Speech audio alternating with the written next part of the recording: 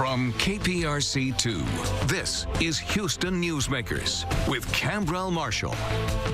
Good morning. Welcome to this special edition of Houston Newsmakers, where my guest for the entire show is Senator John Cornyn. Good morning, Senator Cornyn. Good to see you, and grateful you've been able to set aside some time with me this morning. You're in town this week for some very special causes that are dear to you, that deal with putting teeth into bills or laws that deal with domestic violence. Talk about the reauthorization of the Justice for All Act and how that's going to be able to help law enforcement.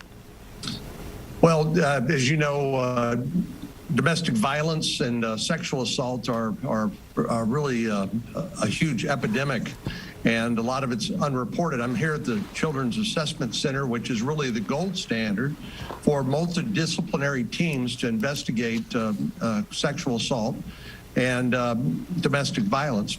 And really the timeliness of this really arises out of the scandal associated with Larry Nassar, the Olympic team doctor who for a period of years sexually abused Olympic female athletes, and the FBI frankly just dropped the ball so badly that the FBI director, and it didn't happen on his watch, came in and issued a very heartfelt apology. But we need more than apologies. We need a new way for the FBI and law enforcement to investigate these kinds of crimes and try to bring justice to the victims. Well, I know that the gymnasts stood before the Judiciary Committee. You heard their stories, very challenging in terms of what they had to say and the challenges that they faced. What specifically can you do in terms of the FBI's handling to juice up, to make it more responsive? Because these young ladies said they just clearly did not respond the way they should have. That's unfortunately correct.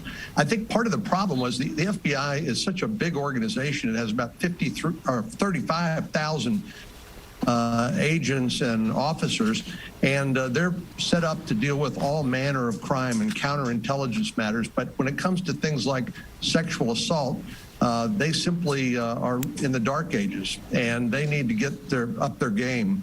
And part of what this does is it mandates the use of these multidisciplinary teams, not just one agent going out and interviewing a victim, but these multidisciplinary teams like are used here at the Children's Assessment Center that is really represents the gold standard when it comes to investigating these crimes. You've been an advocate of the Victims of Crimes Act as well. Talk about that a little bit in terms of what that does and how victims of crimes can receive some sort of help and support as a result of this legislation.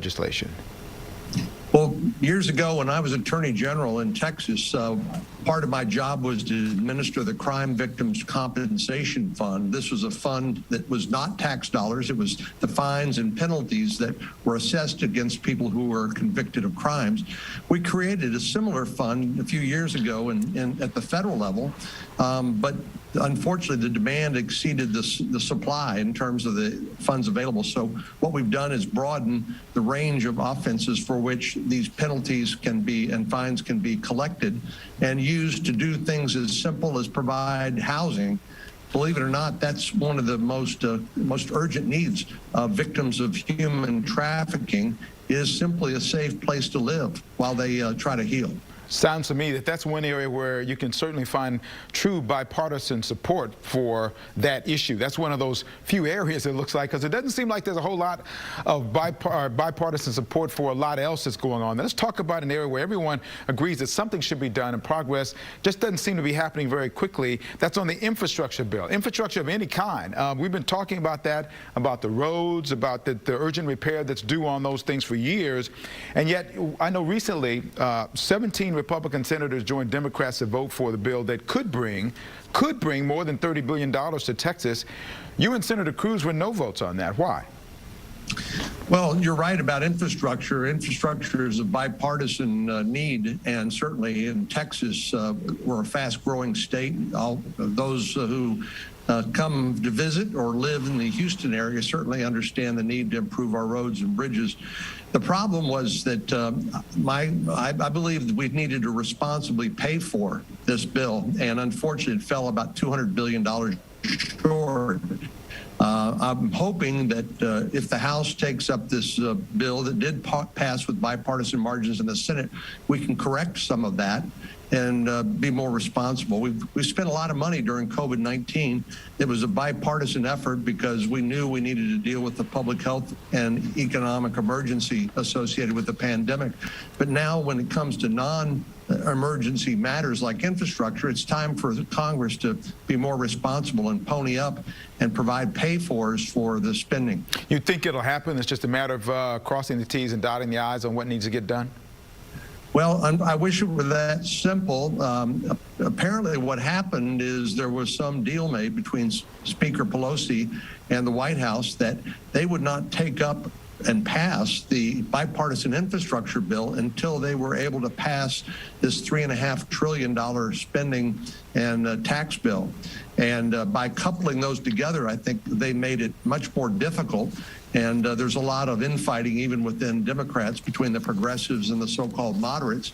And right now it looks like the president and Speaker Pelosi are cheering for the progressives who want to spend more money, raise more taxes, and they're demanding that as a leverage to pass the bipartisan infrastructure bill. So go ahead. I was just going to say, I think it's it's kind of a difficult time, but part of the problem here too, Cambrell, is the fact that when either political party try to act alone and do things their way 100%, and they're going to have to produce the votes to get it done.